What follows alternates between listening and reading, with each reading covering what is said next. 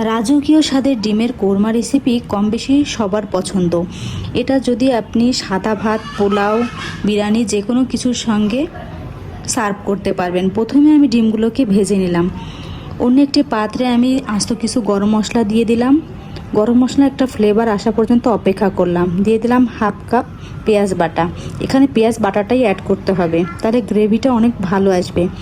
দিয়ে দিলাম হাফ চামচ রসুন বাটা, হাফ চামচ আদা বাটা, হাফ চামচ জিরা বাটা দিয়ে মশলাটাকে কষিয়ে নিলাম। মশলাটাকে আমার খুব ধৈর্য সহকারে কষাতে হবে।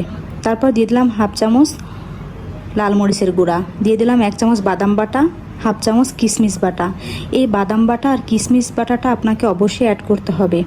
এটা অ্যাড করলে আপনার যে শাহি যে ফ্লেভার কোরমার এটা আসবে। দিয়ে দিলাম হাফ চামচ লবণ, দিয়ে মশলাটাকে আমি ভালো করে কষিয়ে এর মধ্যে দিয়ে দিলাম সামান্য গরম মশলার গুঁড়ি।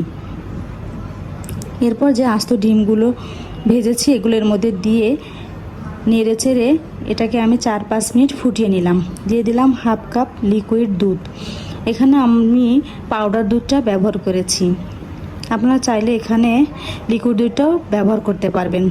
দিয়ে দিলাম 4-5টা কাঁচামরিচ।